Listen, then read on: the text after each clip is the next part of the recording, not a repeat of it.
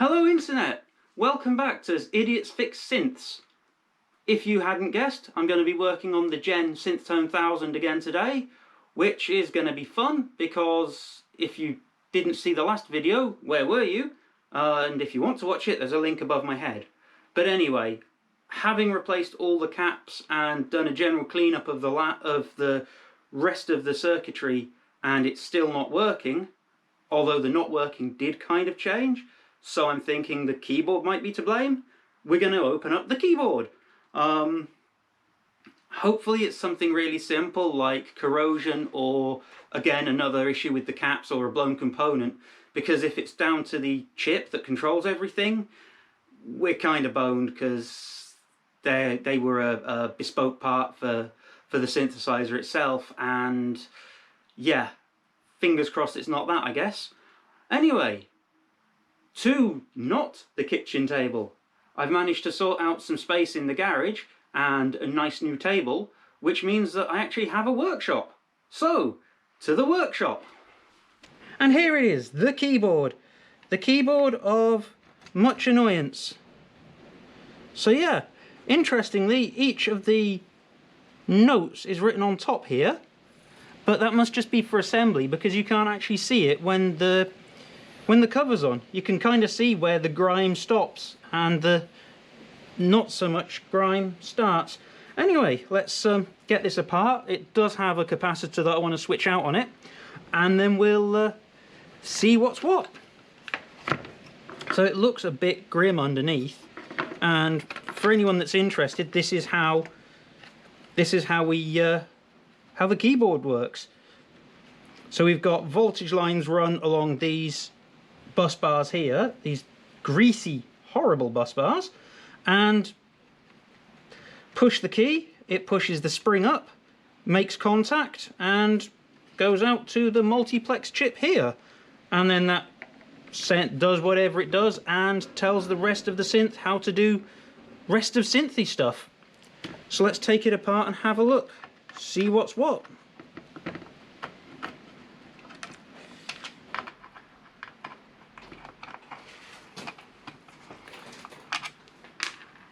You might also notice new desk. That's because I've cleared space in the garage to be able to work on this. I now have my own workshop. Although there's probably lots of background noise as well. But, you know, whatever. It means I don't have to clear it away when it's time to eat tea. And one last screw. And this is the keyboard disassembled. Ew, that's, well, that's minging, isn't it? Ew, God, that's freaking horrible. Top tip, internet people, don't let your electronics get damp. I mean, this was obviously stored somewhere really, really damp, and somewhere not particularly well cared for. If you're gonna leave it in like a basement or something, wrap whatever you've got in like bin bags to try and, oh my God, this is dreadful. Yeah, that's minging. Okay, new plan. Might sound counterintuitive, but I'm gonna add more water. I'm gonna steam clean this. I'm gonna swap out this capacitor, and then I'm going to steam clean it, and oh God. Plan one. Firstly, these spacers, they look like a pain in the backside, so what I'm going to do is put the screws back in with the spacers so that we don't lose anything, but also gives me a chance to just add a little dab of glue underneath each one so that it makes putting this whole thing back together a little bit easier. Good Lord. I'm astounded at, I knew that it was kept somewhere damp, and I knew that it was, well, obviously it wasn't working, but oof, good lordy lord. Trying to remember where each of these bits goes now. Let's have a look. There. There. That one there.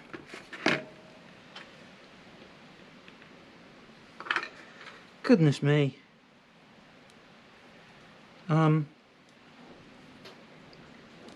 Yeah, like I said, please, you know, if you have any kit that you're putting into storage for any amount of time, please make sure that, you know, you do what you can to look after it. And damp is a killer of electronics, and we don't want our electronics to be killed.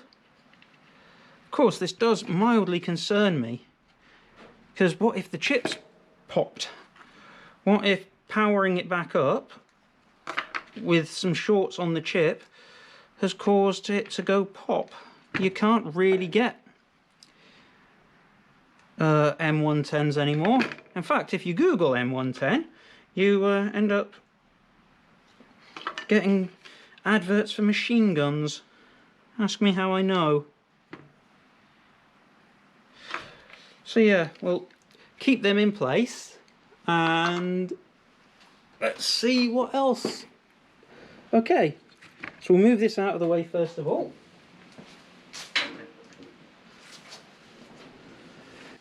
And as if by tragic, I have a piece of cardboard to soak crap up, because, like I said, it might seem counterintuitive to add more water, but I'm going to actually dry this properly.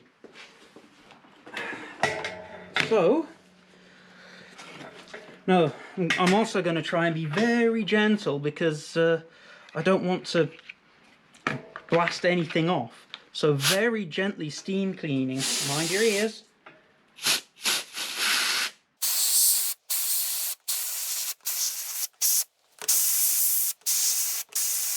Oh, that is proper minging.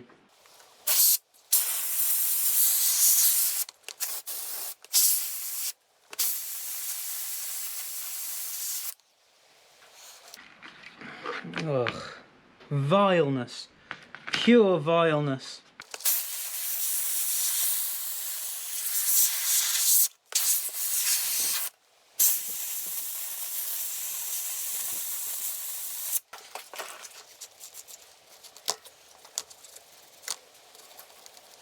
Okay, so we do have a whole bunch of potentially corroded lines here, but we'll deal with that later. Ugh, this is minging.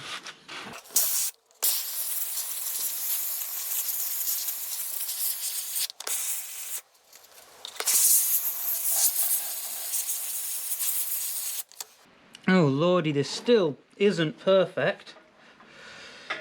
Not by a long way, but it's better than it was. This is going to take some cleaning. Oh Christ. This is going to take some real cleaning. I'm half tempted to get some degreaser on it, you know. But yes. Eesh.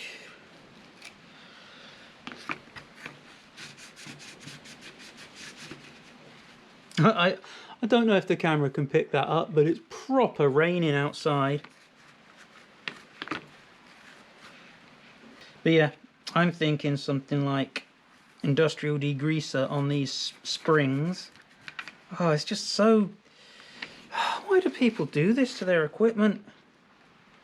Anyway, whilst we're in here, let's look for where negative is. Negative is towards the link. Let's take out this cap.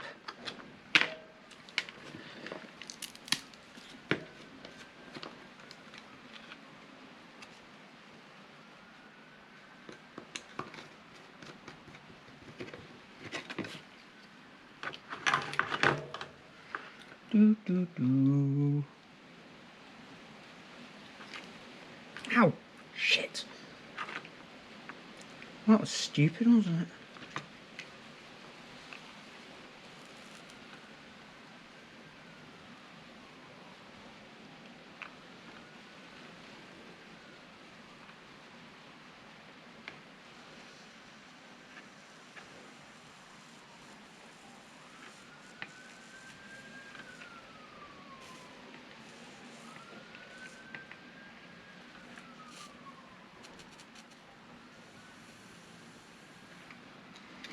There we go.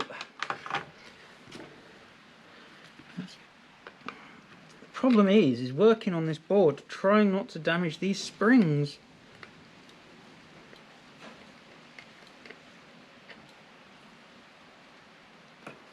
There we go. There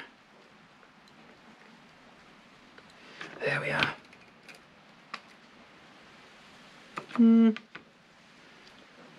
No obvious signs of popping, but who knows. And here we have a little bag of replacement caps.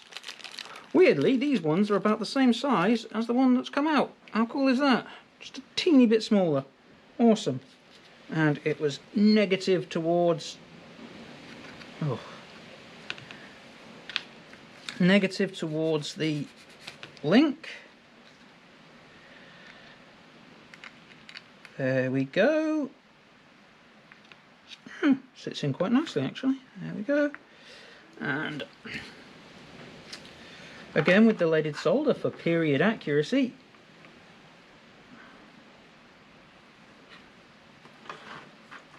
Just get in there because I don't want that to be... Okay, I think that's meant to be there. There we go.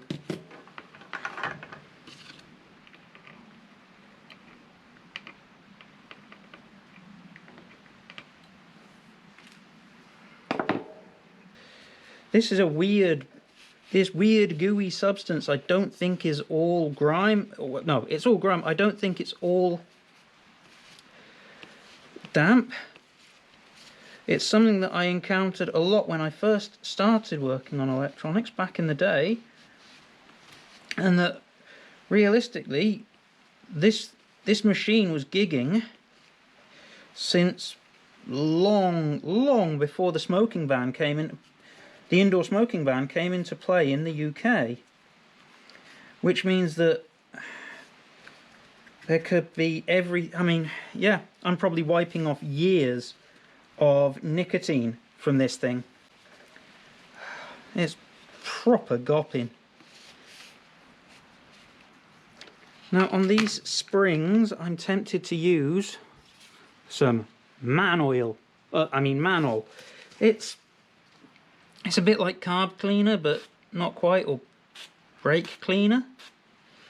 Might want to turn my soldering iron off actually if I'm going to be spraying flammable shit. Just want to see, do a quick test and see. Oh man, that's grim. Yeah, pure grimnity. Ew. What I might do actually is, yeah.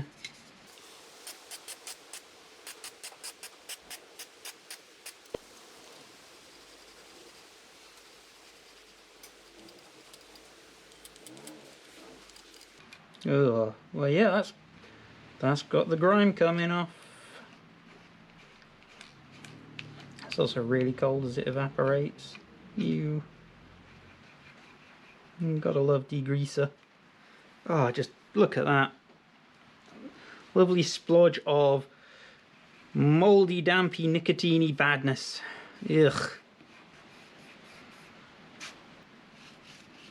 This circuit board is so flexible, and I don't know if that's because it's so damp, because it's that old sort where it's fibrous particles and stuff, you know.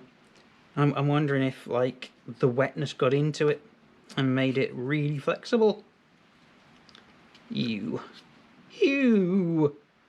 Ew. Okay, so I'm taking a quick break from cleaning this to raise one real worry that I have, and that is if we have popped the chip, they're almost impossible to get hold of unless you go second hand. So that's actually a real concern for me. Like if there were shorts on it and we ran power through it without checking, stupidly I might add, I'd hold my hands up to that, then yeah, might have absolutely toasted it. And that worries me. In that case, I guess we'll have to turn it into a resto mod, and there are like kits available to give it MIDI control and put a little Arduino in there instead, and I think that will have to be the way to go. But I'm hoping that it's not that, and that the chip's okay. I mean, they built them pretty hardy back in the day, so fingers crossed, eh? Now let's get back to some cleaning.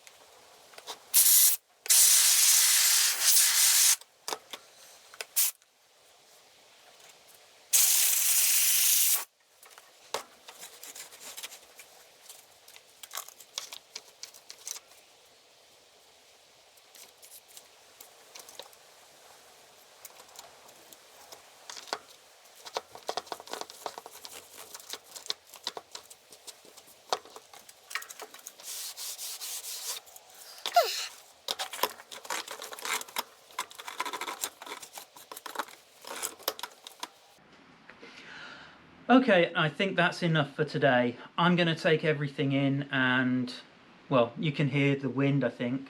So, and as soon as I say that, it kicks up a bit more. But I'm going to put... Fucking seriously? Nature, man. What are you going to do? But yeah, I'm going to put everything on the radiator because it's winter, as you can hear, and dry everything out before sticking it back in the main chassis and seeing what happens.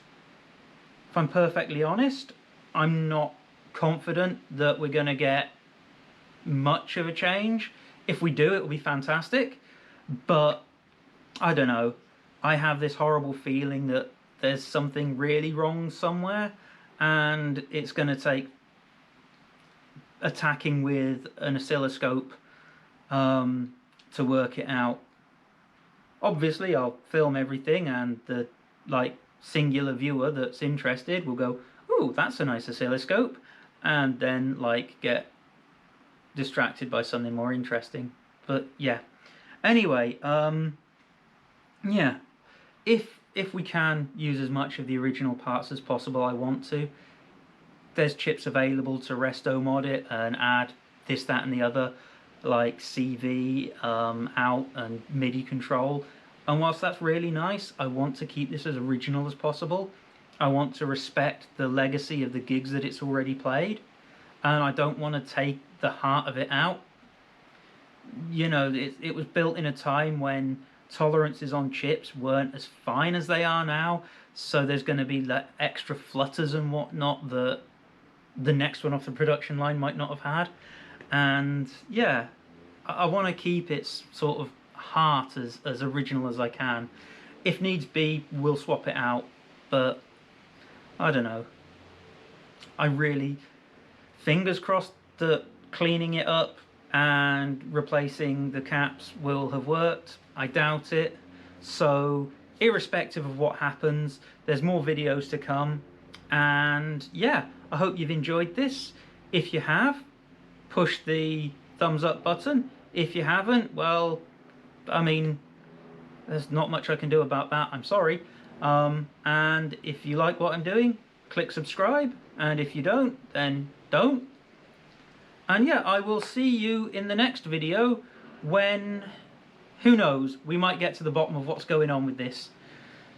Right, see you later.